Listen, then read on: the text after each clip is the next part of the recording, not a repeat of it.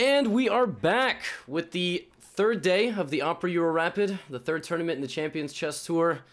You know Two Faces here, but we are joined for the first round today by Mr. Cloud9, Penguin G. What is like the official way I'm supposed to do this? Am I supposed to call you Andrew Tang, Penguin GM? How do I? Do I put the org first? Whatever you want. It's fine, really. Well, thank you for joining. It's early where you are. Of course, yeah. Are you excited to talk some chess with us today? Talk some orgs, talk everything. I'm always ready. We've got a lot of plugging, some serious plugging going on with the Twitch channels already. Anna, how are you? I'm doing great. Excited to be here. And Andrew, thank you so much for joining us. How early is early? And if you can tell us and the viewers where are you tuning in from and where are you joining us from? I mean, yeah, thanks for inviting me, of course. Well, it's 11 a.m. here in Princeton, but I'm a college student, so my sleep schedule is absolutely screwed already. So I woke up like 15 minutes ago, yeah. Still earlier than the round, and that's all that matters. That's all that matters. Exactly. I think mentally I probably woke up about 15 minutes ago. That's actually, it's kind of unique, right? Because you're one of the few people who stream with like a physical location, right? Like as far as, I mean, like dormitory or university. Have you ever thought about like leaving your house, like your dorm one day and there's just a mob of people ready for you to sign like merch? Has that happened yet, or? Nah, I wish. I'm not that famous yet. Maybe if I was Hikaru, yeah. But I only like a few people have like said hi to me on campus, but that's about it. How's the chess scene there? Princeton has always been like pretty big on scholastic chess and I don't know, collegiate. Is there still a big team there? Big presence? Yeah, we have like one of the strongest non-scholarship teams. So there's me, we have a couple more IMs, then like a ton of national masters too. So we're pretty competitive, which is cool. I do like the team tournaments a lot. It's great to hear about your team, and we will also, of course, ask you a lot about the field at the Champions Tour, because you have played plenty of games against most of these players. Yeah, only Bullet, but I do know Magnus and Hikaru especially. Tell us about these two first, and we could bring up, I guess we already have actually, sorry Levi, I didn't realize you already have opened Hikaru's game against Maxime Vachier-Lagrave. Let's discuss the opening, and then if you could tell us more about your insights on Hikaru's play. Sorry Levi, I was cutting you there. No, I'm sorry, I'm very perplexed by what this was. It was a Najdorf with a3, e5, knight f5.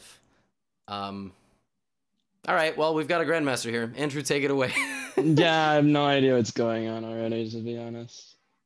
I've never seen this before. Andrew, one thing unique about, I think, your playing style is that you play the same openings a lot, and that's true. I had to play you once, and I did not enjoy preparing for you because I didn't know what I was supposed to do. So I just winged it, and it did not go very well. So how do you study things on the side that you aren't playing? How much are you focusing on openings, and how much of it is just, gee, by the way, what is going on in this game? No idea.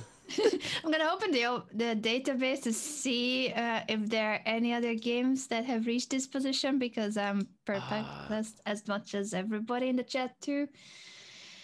We still have about 8 games for this position, but not Grandmaster games. What is the point here? I mean, black has a completely damaged structure, and white has no center pawns, and I don't know. Okay, I see knight c3 as a possible move, but it probably is bad because of queen a5. So yeah, definitely not knight c3. But if white gets a piece on e4, either the bishop or the knight, I'm already really liking Hikaru's position. Thing is, I don't know how you get that there very easily. Oh, actually, I was looking at the wrong move order. There is one Grandmaster game, apologies, between two Ivans. Ivan Šarić with the white pieces against Ivan Cheparinov from last February. Wow, those are not those are not bad players. Those are. And where was that played? Was that a classical tournament? It was the Banter Blitz Cup last year. So maybe, yeah, I don't know how much that helps for opening preparation, and if Hikaru has seen that game, if he based his preparation on that. What would be your evaluation of this, Andrew, when you see this position? And also, who do you think, like, does Maxime still have this prepared? Because Hikaru went for this line. It seems like this is something that he wanted. What would be your evaluation of the situation? Yeah, I mean, I can only say that this looks really unclear. But I do think maybe what White wants in the position is a bit more obvious. Like I was saying, if we can get a knight on e4, I think, or a bishop on e4, like I definitely prefer the placement of White's pieces. Yeah. That pawn f6 is an easy target for the knight, and I don't really know what plan Black's gonna have if we can blockade e4. His central control doesn't really mean anything. I definitely prefer White's long-term prospects. Yeah, I think that's why, like, my first idea was bishop e2, sack the g2 pawn and play bishop f3, but I don't think... Okay, queen g4 is... Hikaru played queen to g4, which I think is not following the Chaparinov game. The Chaparinov went for queen to d3 with the idea of knight c3, knight e4. Let's see if this is a better way of playing it. Queen g4 is logical as well. But what about h5? Isn't that just a very natural move for Black? Yeah, and that could explain the evaluation bar not liking too much queen g4. But I don't know, maybe it's like some sort of bait. He's just trying to get him to extend forward, or... But it's a weird position. Where do we go now with the queen? There aren't too many squares available. I guess h4, otherwise I really don't see the point of queen g4 otherwise. You'd just be like going back. Machine is trying to make a case for queen to f3, which just looks like the dumbest move I've ever seen. Ooh, queen f3. I mean, oh no. It makes some sense, but I just didn't understand after e4, like, what are we doing? We're wasting so many tempi with the queen. This endgame also doesn't look that good, but it feels pretty drawish. I don't think that's what Hikaru wants either, so I definitely don't expect queen f3. Yeah, so is queen h3 the idea then? Maybe queen h4, still trying to keep an eye on e4. Yeah. I was thinking queen h4. I can't figure out. Okay, so sorry, queen h4, like a knight move,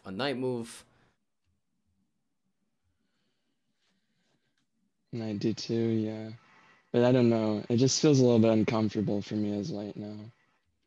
Especially with that pawn on g2, stopping the bishop from developing.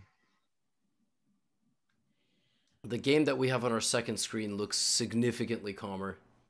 It's, well, Magnus went for a stonewall Dutch defense, which I guess can lead to some positional games, and yeah, Vidit just completely... this is a line I actually know. I mean, it's just slightly better for white, but yeah, black's obviously very solid. That's going to be a long game. Isn't this the absolute, like, fundamental drawback of the stonewall at this level? It's just Pretty much. Yeah, you just trade the I don't know why Magnus likes this line, to be honest. You've played Magnus how many times online? Do you know? 2,000 times? That sounds about right. And you played him once over the board, right? Correct, yeah. How was that? How was that?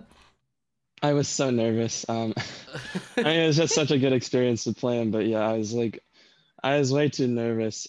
And I had like a decent position, but I just blew all my time because like he just he exerts so much pressure just playing him.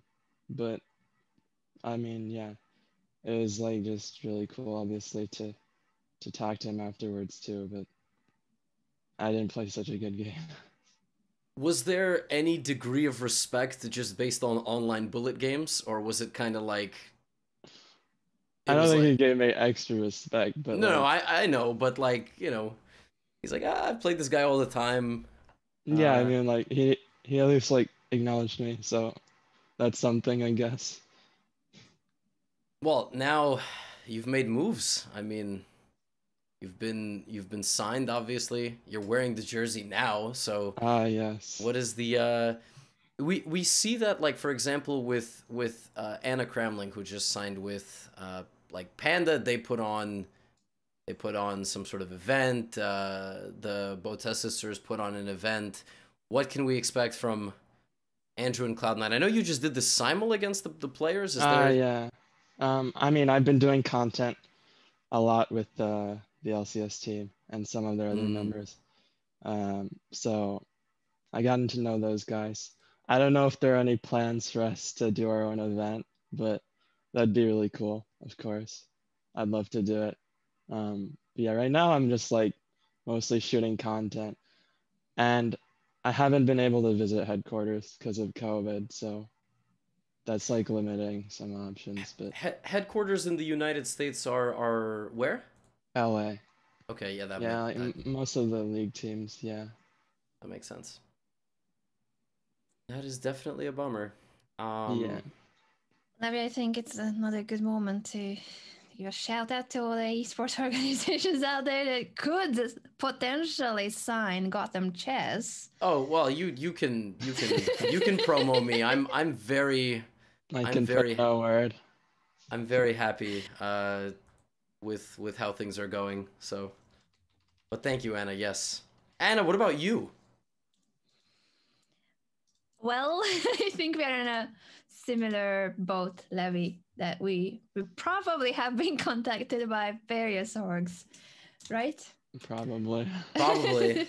I don't know what you're talking about, Anna. Yeah. No, maybe one day.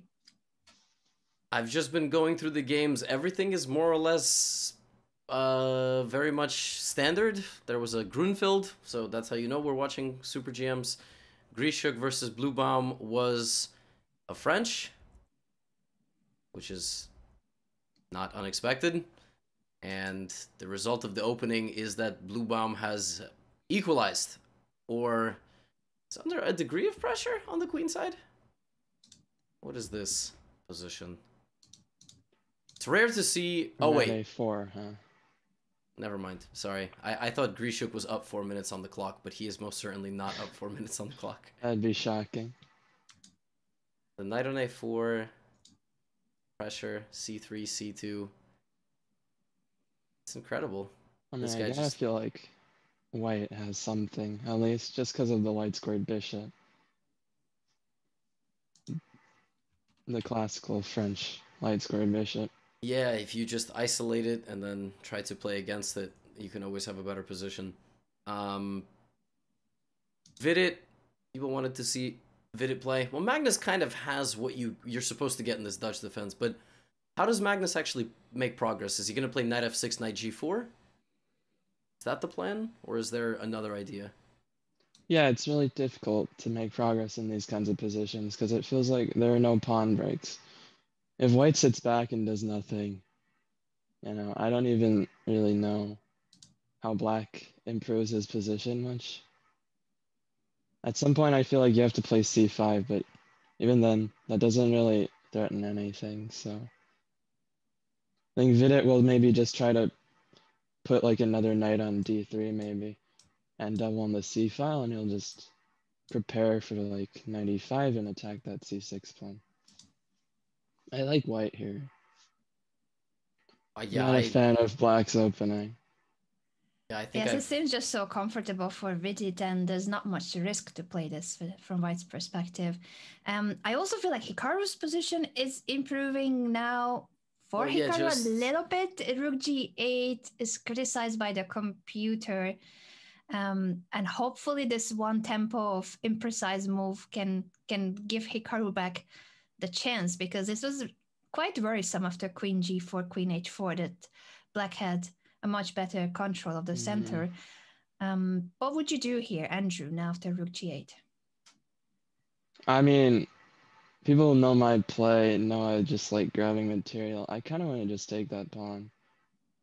I don't see the okay. He doesn't want to do it, but I would have Yeah. just said I didn't see what the problem was because you're also threatening bishop c4 there.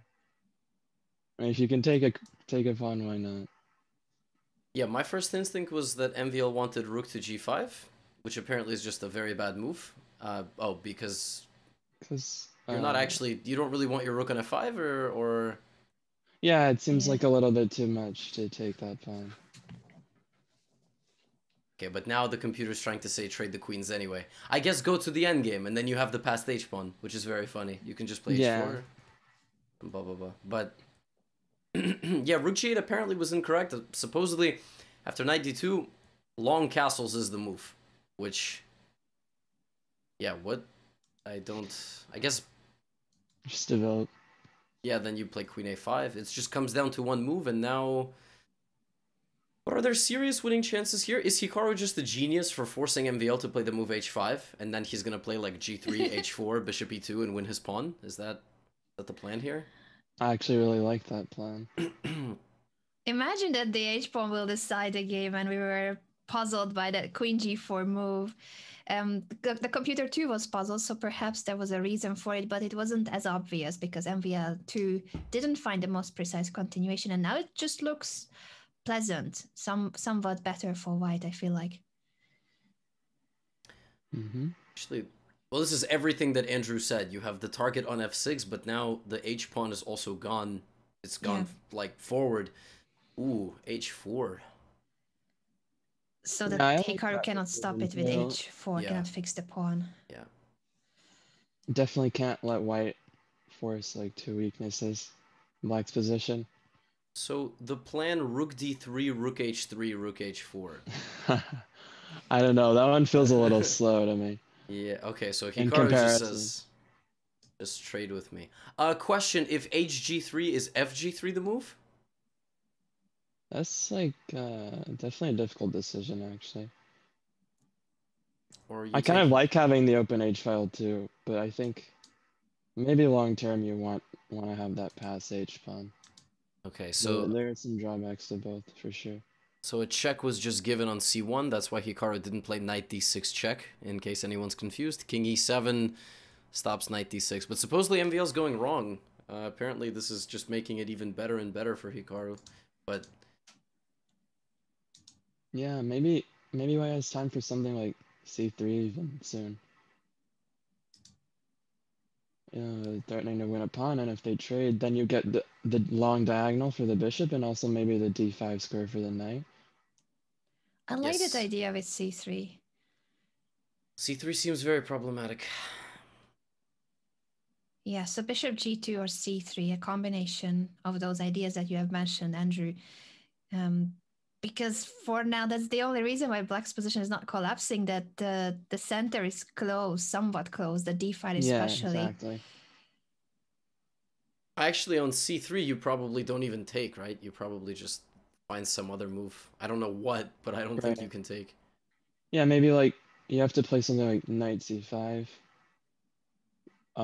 Which is why maybe white should try bishop g2 first, yeah.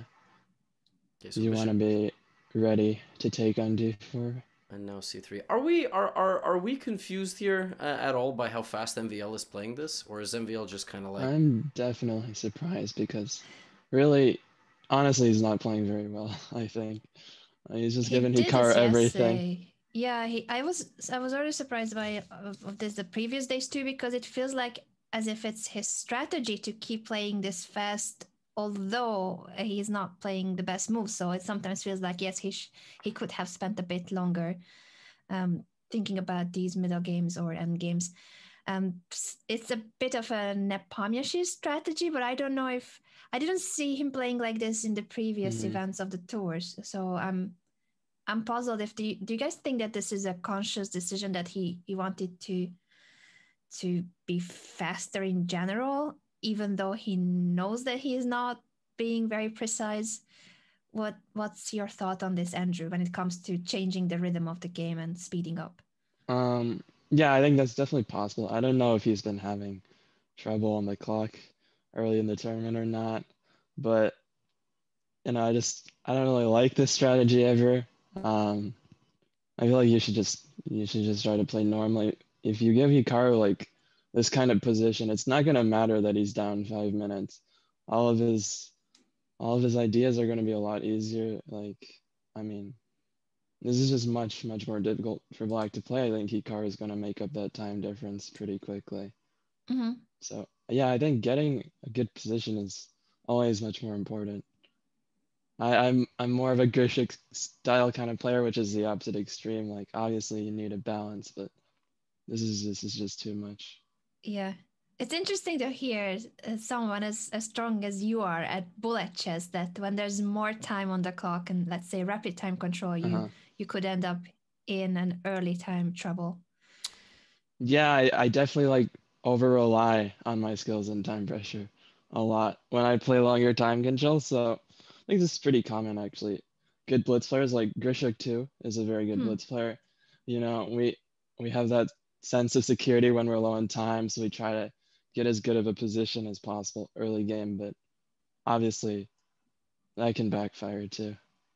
Yeah, makes sense. By the way, there's already a result the viewers were pointing Yeah. at that Anish Giri has finished his game. It's a draw against Levon Aronian. What does that mean for the standings for them? Because this isn't that simple to know. Well, Aronian, no, I guess for both they're still fine. I'm just curious if you make 5 draws today, because today is the last day. A reminder on the format for everyone that the first 3 days are the preliminaries. Today is the final day of the preliminaries. 5 rounds today, and half of the field will be eliminated. Only the top 8 will qualify. So I was just curious, in case of Aronian and Giri, well, Anish is doing better, so I guess he's safe no matter what. But Aronian, can he just go solid every round, or do you guys think that he needs to be a bit more cautious about, is this enough? His current score. What is he? He's tied for first now with 7 points. I think it's gonna be pretty tranquil. You need more of the guys a point out to cause a stir. So, but the truth is, like Andrew, if you're in a situation where you're a point out from from the 8th place, do you start fighting in the first round, or do you play solid and start fighting in the last 2 or 3? It's difficult. No, yeah, like we like to, you know, be mad at these players for playing short draws, but it's just like realistic. If you have that kind of buffer, you don't want to take unnecessary risks. I think this draw is a very logical result. Aronian's black, so that's completely expected from me. It's just tournament strategy when you have a format like this. Yeah, makes sense. We are happier. I don't know if you have the same opinion on this, but Levi and I were certainly happier for the minors more than the majors, because at the major events of the Champions Tour, there's 12 players for the preliminaries, and then I guess you are following the previous event of the tour as well. There were just way too many short, solid games because the draw was good for so many players.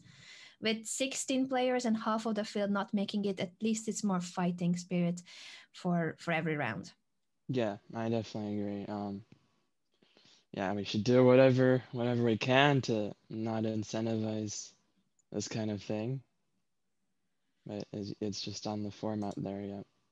Yeah, true. As Hikaru said, hate the format, not the players. Exactly. One interesting thing is that Rajabov is still the only player in the event who has not lost a game. So 15 people have lost. Actually, that was the case on day one, after the first 5 rounds. Yes. So he's still the only one that hasn't. By the way, MVL has found apparently the best move, which forces a decision by Hikaru. So he takes, and it's interesting. Oh, you can't play bishop d1 because like rook c1 or something. There's, yeah. So rook takes instead, and f takes c5. Is MVL out of the woods? Is this all right for black, even if it should still be better for Hikaru? How do you evaluate the winning chances of Hikaru here, Andrew? Yeah, I think MVL has definitely improved his position.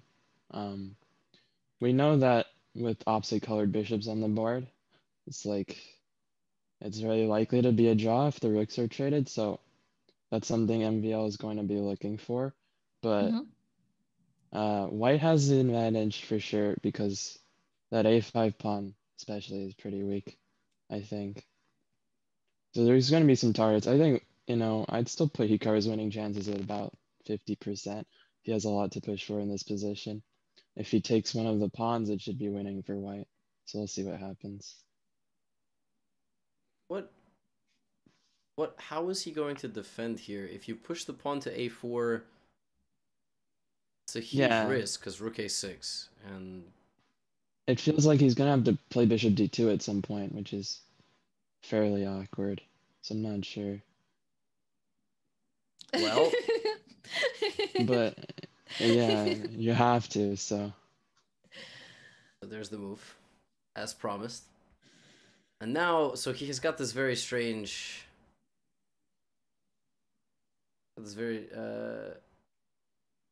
situation where it's like he's just hanging on to everything, just barely, but it is there. But it's working. The bishop e1 is a threat though, so it's also, I guess it's a dual purpose move. It's not that stupid looking. Bishop e1, yeah. Defensive and attacking at the same time with bishop e1, you are right. So what shall Hikaru do here? Do we have time to try to attack the f7 pawn if we go for rook b7, bishop b3, or is that a slow idea? I was like definitely considering it, but I do think it's a bit slow. I think black is like ready maybe to play rook c6 even, and defend the pawn by playing rook f6. Yeah, and then that's we're also attacking f2 at the same time, so yeah, that I'm not seems really to be the sure right way. Rook what b7, white rook should c6. try here. Still gotta think. Goes rook b5. So after bishop d2, unfortunately for us, it's only the e5 pawn that's in the air. Earlier, this would have been a double attack. Okay, so maybe Hikaru can force like f6, and then rook b7. At some point, you can like play rook h7 to harass that other pawn. And then, yeah, with f3 earlier, I was thinking that was going to be maybe not so fun if bishop e1, g4, h3 happened. But now, like, white can get the rook to h7, so that's maybe a reason to... Okay. Well, MVL just trades. I think that's just good for Hikaru. He takes, and now... Well, my question was going to be, why not king f6? But he just plays e4. Yeah, and e3? Is that what's going to happen? e3? To simplify the position. Would make sense. Not undermine the g3 pawn. This is looking closer and closer to a more drawish position. What's not drawish? Well, of course, Hikaru will try his best and will come back to his endgame, but I just wanted to say that Magnus may have played a few imprecise moves because his current position is looking more suspicious than before. Yeah, so this is what I was saying. I really didn't like black's position because white's plans were just pretty obvious. He got the knight to d3. There's just pressure on c5, and I don't know what Magnus does here. If he takes on d4, he's left with that isolated pawn forever. But it feels like it's almost forced here. There's no way to defend c5. But you're just left with this really big weakness on d5 for the rest of the game. Yes, it was a strange decision that he pushed c5.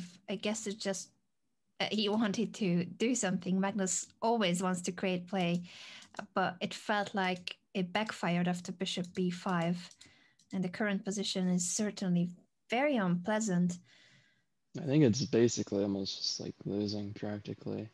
Yeah, it's on the position, and also time-wise, he's got half the time that Vidit has so far. The time management has been much better for the Indian Grandmaster. Wow. The best move here for white is bishop c6. What? I think that's definitely That- It makes findable. sense, but is it not all right to take back on d4 and then play bishop c6? It's good, but I guess it gives Magnus the one turn he needs, whereas bishop c6 now it forces the issue. You get your It's just rook in. over. So Vidit has to find bishop c6. Yeah, after knight d4, like black can try to trade both rooks, and that's more defendable. But after bishop c6, we get our rook to the 6th rank, and b6 is gonna like just fall. With 7 minutes on the clock, you can find it, because really when they take on d4, your logic is, okay, I can take with my knight, I can take their rook. Yeah. What else do I have? And you start looking around and you go, oh, bishop c6 looks kind of interesting. He certainly must be considering The fact that he's either bishop thinking right c6 now or is a very good sign.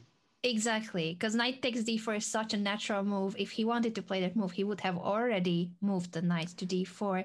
So is it bishop c6 is considering rook c7 is another option. Yeah, exactly. I was about to say rook c7 also looks very natural. I mean, it's easy. Yeah, that looks good to me too.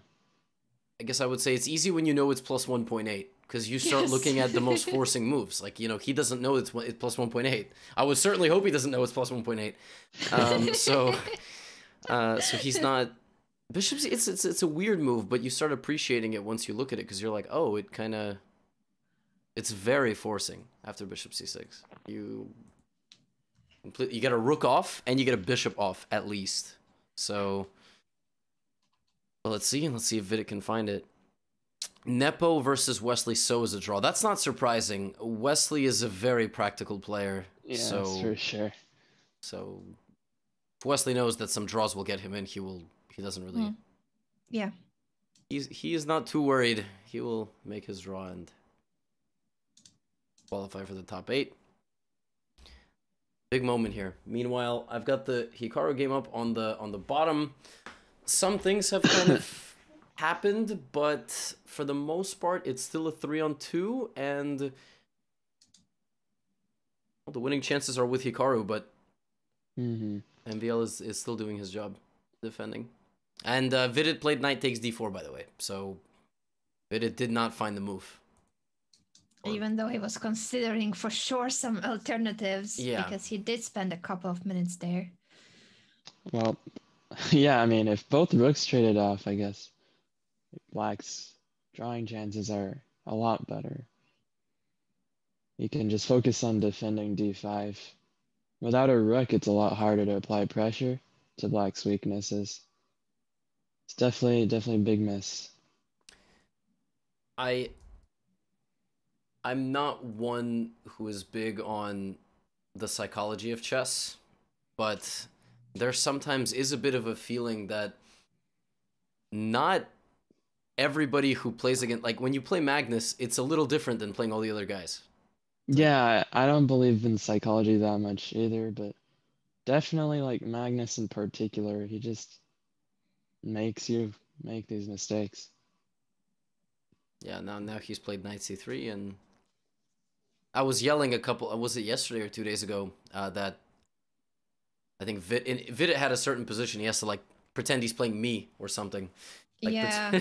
don't think about the opponent. Just it depends on who the opponent is. But there's like this innate feeling that when you play a guy like Magnus, well, basketball players have said something like that with Michael Jordan, right? It's like when you played some guy like Michael Jordan, there's not a fear or a respect. It's like a weird fusion of all those emotions. Like, you got to play your best game, and you're already thinking about this kind of stuff even before the game begins. But yeah, apparently Magnus has just completely equalized. He's not down on time anymore. He's up on time actually now. He will soon start playing for a win, because that's what he does in equal endgames. He's gonna grind. Yep. Yeah, it's the usual story, but I do think that psychology plays quite a big role in these cases, and it would be interesting to see how the games go if you don't know who you're facing. Yes, I would like to see a tournament like that. Yeah, I meant like, you know, against most people, like I try to play the same way and not focus on who my opponent is, but Magnus just demands more respect than that. I'm gonna put Vidit and Carlsen on the small board. Or, you know, is there any game that's like deep into time trouble with some imbalance and Dominguez versus Dubov is slightly better for Actually, it's interesting. Dubov is down a pawn, but apparently it's slightly better for Dubov. I thought Duda against Shankland, that was supposed to be an advantage for white, but with the last move of Duda, it's gone back to advantage for black. Okay, something is changing in the position. Oh, black's just up a pawn, right? So black's just going to play d4. Well, d4, rook d2? Yeah, it seems that Duda missed knight to c3 when the bishop on d1 would have been trapped. Oh god. Oh my god, he missed knight. Oh my god, that's just... That's huge. That's just over. Wow. Yeah. Okay, well. I mean, what to say? Yeah, knight c3, there you go. Time trouble. Now, Hikaru's trying to do some stuff. He's played b4. Here we go. Playing on the queen side. Yeah, you just gotta run that pawn down the board. What else to do? But after bishop b2, I think you just have to trade off that e5 pawn, and it should definitely be a draw. Oh, are we going to but see we're probably gonna get bishop versus yeah, rook exactly. game? There are some chances still if that happens. Have and you it ever happened had in to? the Champions Tour, yeah. Actually, yeah, I have defended it once, and I made it to 50 moves, but I was lost in the final position. So, I mean, these super gems obviously know it better than me, so draw is more likely. But the problem is that MBL has a lot of time too to find the draw. We'll see. I'd give Hikaru like, I don't know, 20% chance if that happens. Yeah, I had to defend once, but my opponent had 5 seconds. So, like, over the board, so they had the delay. So I was not too worried, and the person also didn't really put any... I never even made it to the back rank or anything, so I should... Just to explain to the viewers who may not be familiar with that endgame, we're talking about a scenario where MVL will sacrifice his bishop for Hikaru's pass pawn, and that will lead to a position where Hikaru has an extra bishop, but that's a theoretical endgame that's a draw. A rook and bishop cannot win against rook unless you reach a certain position on the back rank with the king, and even to reach that position, it means that the defender must have made a mistake. So we are saying that a super grandmaster like MVL will know the defensive method, and he has lots of time. Yeah, exactly. Rajabov Ding is a draw, and actually Vidit Carlsen, Vidit's blundered. Magnus is better now. Oh my gosh. This is just classic Magnus. I think there's like an 80% chance Magnus wins this game now. Once it spirals out of control, it just gets worse and worse. Yeah, I've put Hikaru there on the small board, everybody, because I think as much as we can pretend like it will be some sort of exciting photo finish, I think what we'll get is ultimately rook and bishop versus rook, and we will get 50 moves. So, okay. Wait, knight d8 in the Magnus game? Isn't the bishop just, like, trapped? Like, not trapped as in lost, but trapped as in you will lose the bishop for something. And then in a trade, and then bishop d7 or something, and then you lose a4. Bishop a8! Can I just read the first hot take of the day? Not impressed by Vidit. Most of us would have won in that position. I'm glad you're that confident about your chess. I don't think any of us would have said it. Yes, it's very easy when we see the engine's evaluation and the engine's moves, but it's not that simple when you are actually playing the game. Yeah, no, that's a good one. There was some some good takes yesterday. Yeah, I mean, it's true, like bishop c6 is, but let's put it this way, it's a lot easier when you are not playing the game. For sure. Always. It is a lot. Fourth draw, Grishuk Bluebomb is another draw. Very peaceful start. Wow, this is like a... They're just waking up. Everybody got some CBD oil today and just decided we were gonna chill out. But you know, the truth is, like, Dominguez probably will not qualify. He's currently 2 points out.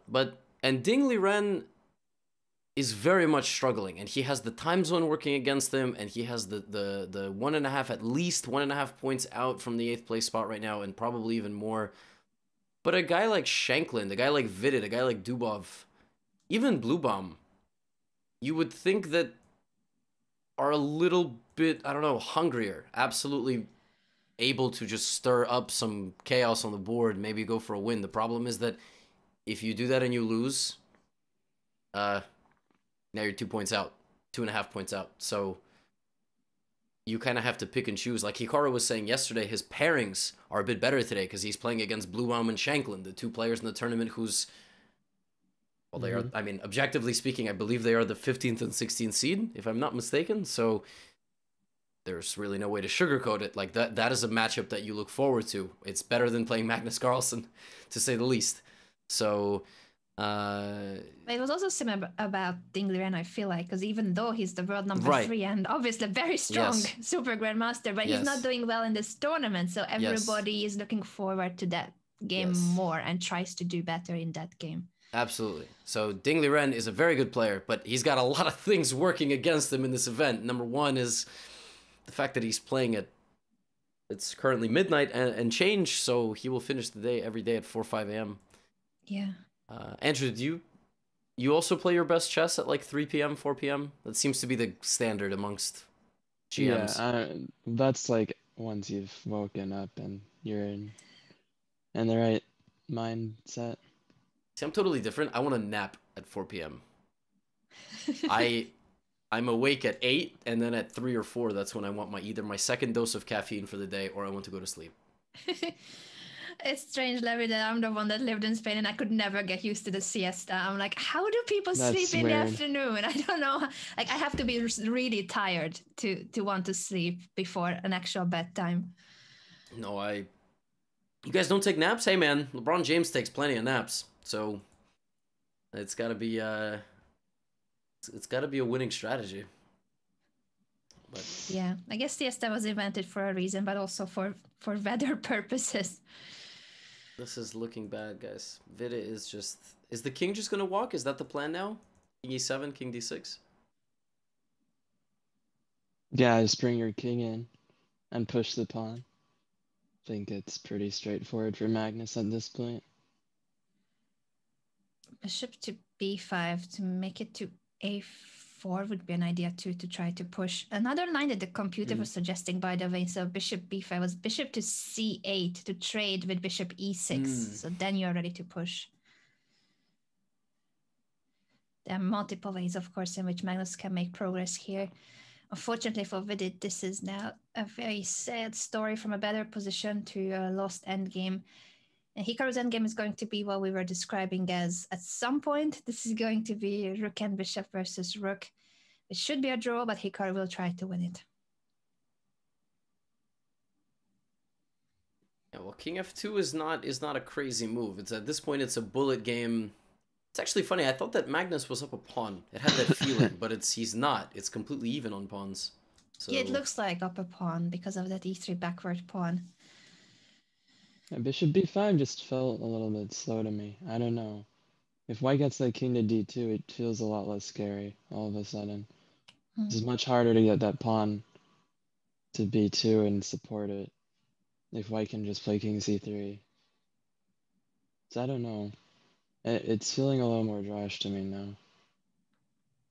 Okay, and he's got 12 seconds to prove us wrong. Okay, so he's going back for the bishop trade plan, maybe.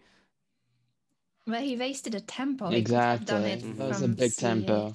Yeah, the king is closer now. Wow.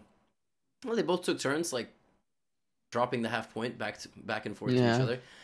Anna, is this the 4th time that we've had a guest and a lot of games were equal and just drawn straight up? Yeah, it feels like we are being jinxed and our poor guests are being jinxed with that too, because other than these rounds, there's so much fight and dynamic games, and somehow... Vidit, what are we doing here, Vidit? Okay, fighting chess, e4. As I say that, I mean, my man just, oh my, vid it. Yeah, that just suicide. Because bishop now can't you can go, well, bishop e6, bishop e4. So I was bishop f5, king d4. So, oh, is this just winning? Bishop takes e4 and the pawn is promoting. Yeah, I just don't understand. Well, that is the danger of getting into a tactical exchange in an endgame with 30 seconds on the clock, I guess. You just one blunder and it's done. Because if you take on e6, he's gonna take with a king, and you're never winning back your pawn. b3 now, right? Yeah, b3 makes the Yeah, you most can't sense. stop both of the. Maybe this is what he miscalculated. Knight c4, e3, and then some king d5. Is that winning, or is that, or do you have to play like knight a4? Oh, knight a4 is much simpler. Yeah, knight even a4. simpler. Next move b2. But b2, knight d2, knight c3. Yep. Oh. It's just. And I just a piece. Wow. I guess he just thought the position was already bad or something. Possibly. Yeah, because to push e4, that was definitely too committal. Wow. Meanwhile, Dubov just beat Dominguez. That's a huge win for Dubov, actually, because before the round began, he's a half a point out from the last qualification spot. So now he's tied. That's a huge win for Dubov with black in a what is it, a rouser? The official name? And then this was just the bishops versus knights kind of position, and he sacked a pawn for activity, just down a clean pawn, but his bishops and rook kind of counterbalanced, and then he goes on to win. So Duda Shankland has ended with kings. That is a draw. The more active king does not win. And unfortunately, Hikaru versus MVL. We called this a long time ago, but it's gonna go for a long time. The last game of the round. Yes, the last game of the round indeed. There will be 4 more. Just to remind the viewer that no one should go anywhere. There will be 4 more rounds today. So if MVL were to draw this game, he would have 6 points, tied for the last, tied for 7th place. So 7th, 6th, and 5th. And that would mean that if Hikaru draws, there are 4 people tied for the final position, which is bad. But if you have a good head-to-head score and you, what's it called?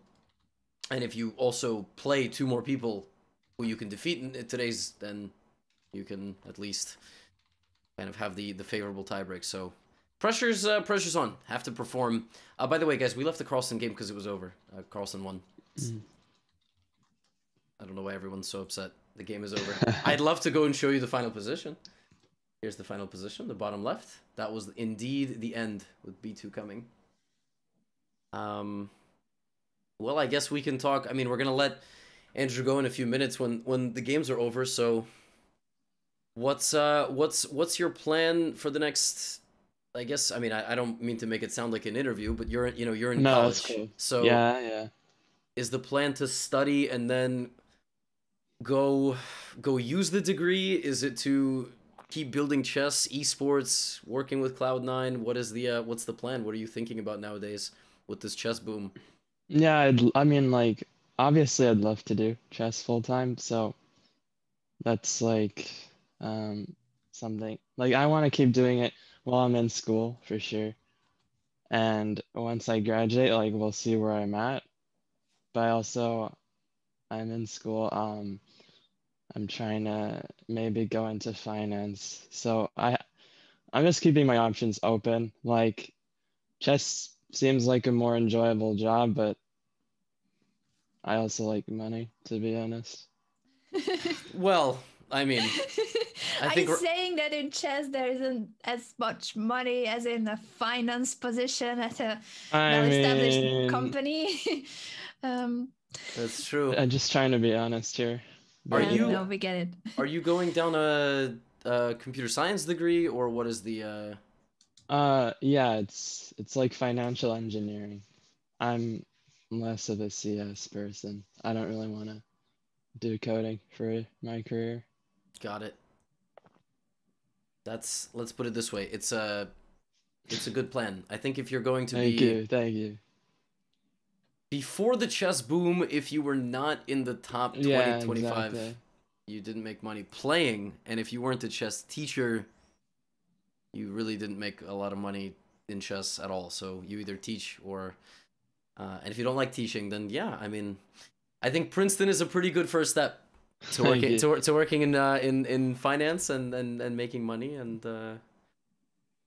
but also getting signed by an org can't be too bad either. Mm-hmm. Exactly. I didn't expect any of this to happen, so I'm like still figuring out what's gonna happen in the future because it's all quite a bit sudden. But I don't really plan on dropping out, I think, at least. Oh, come on, man, if you drop out of Princeton, come on, man. Like what? Nah, stop it. Yeah. How difficult it is to get in for someone like me who is based in Europe. I have heard, of course, of Princeton. It's hard. So I know it's hard, but I would like to know a comparison. What's this process? How do you get in? So like, yeah, you have to do, there's a common application for a lot of different universities in America. You write some essays, you take some tests, and you send in your transcript, and like, I think the acceptance rate is about 5% for the people who apply, so definitely pretty competitive. It's pretty much like comparable to Harvard, yeah. Yeah, wow, and I see that in Europe that would be similar to Oxford. Now I understand more how difficult it is to get Princeton in is there. for anybody that doesn't know, Princeton is the best. It's the best college in the United States. So there's a lot of brilliant people, including the one who is on here with us. Thank you. And no, I mean, it's actually funny. Before the chess boom, one thing that I was helping, like working on, was one of these companies that helps high school students like literally pave a portfolio for college. That's how it is in the United States. I don't know. I can't speak for Europe or anything, but Andrew, obviously you had chess, but did you have to think about college in 9th and 10th grade already in high school, or was that something that came later? Academics were always like a priority for me, so obviously I was thinking about the process, but I mean I procrastinated my essays until like a month before, a couple it's weeks. It's like chess though. Yeah, you know. It's time trouble. So. I'm known for my speed, so maybe my essays weren't that good, but I mean, you got into Princeton. I don't think you can say your essays were not that good. yeah, sorry. I'll apologize for that. Nah, we don't, you know, you can be proud. I think Princeton was the school that the company that I was like working with, all of the admissions kind of consultants for the high school students, they struggled the most with Princeton. I mean, like Cornell, like Harvard, Columbia but Princeton is. When parents would call us and be like, hey, I have a 9th grader, and we're already thinking about Princeton. I mean, these kids, they were not chess grandmasters, but they were making research patents at the age of 14. Yeah, you know, it's all crazy. So I mean, college admissions these days is crazy. Like, people just like, I don't know, they're really crafting their extracurriculars early. I'm just happy like chess was something that was very natural for me, so it worked well for college too. But it's something I was always doing for fun. When did you become a GM? Did you become a GM at 16, 17? Actually, yeah, it was perfect timing. I got it November or like Thanksgiving break, senior year, so a month before college deadlines. Wow, was that a conscious like effort? Like you had to get it before that? Like, I wouldn't have played this norm tournament probably if it wasn't for college apps, but yeah, I needed my last norm, so I played one more over Thanksgiving break, hoping it would be the one, and it turned out perfectly. Wow. Maybe that was decisive in getting into Princeton. I don't know. What a story. Well done. It's pretty clutch. Yeah, that's very clutch. We talk about Yeah, I am Andrew Tang just isn't quite. It's not quite the same. Exactly.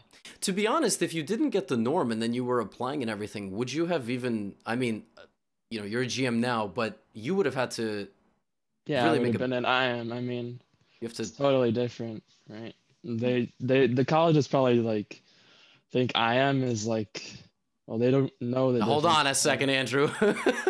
You got two IMs on the stream here. Uh, uh, sorry, that was insensitive of me, but No, you're right. Our title doesn't mean anything. GM is the actual only one. let's no, on a serious note, I wasn't even an IM when I was applying. I don't know how different that would have been, but of course, literally, you know, saying I have the highest title you can achieve in a sport is it's better than, you know, well, to say it's the second highest and to be so yeah. yeah, it's definitely easier to explain. Did you do like community service with chess? Did you like have to teach in schools? What was it beyond just playing? Sure. Yeah, I mean, obviously, like, they like to see community service. I did some volunteer coaching at a local library and stuff like that. But it is pretty typical stuff, you know, just like coaching. That's yeah, it's generally the standard. I think at least in the US, they like to see that you took what you were good at and actually gave back in some way. Yeah. Was Princeton that's kind of crazy to ask, but was Princeton the top choice? What else did you get into that you had to like make that decision? Yeah, so I only got into Princeton and the University of Minnesota. So the Not did you apply decision to the other wasn't too Ivies? difficult. I applied to 8 schools, Harvard, MIT, Stanford, Penn, UPenn, Chicago, Columbia. I think I'm probably like Wow. forgetting one, but I only got into Princeton, so the decision was pretty easy. How was the decision on like opening? Like, did you start with Princeton or did you start with the others? And then it was like, no, no, no, no. Like, what was that? Or did Yeah, you? that's funny too because I was playing in the Philadelphia Open, I think, so I didn't want to open them when I was playing in the tournament because Uh-huh. I didn't want my mood to be ruined. So I opened them all after the tournament, and Princeton was the email I opened last because it came first. So I got all these rejections until I finally opened Princeton. Wow. Oh. That must have been man, how did you I not was with open my the decision? parents too, so it was like, you know, Ah, yeah, I really didn't want to be like have my mental state ruined while I was playing in the tournament.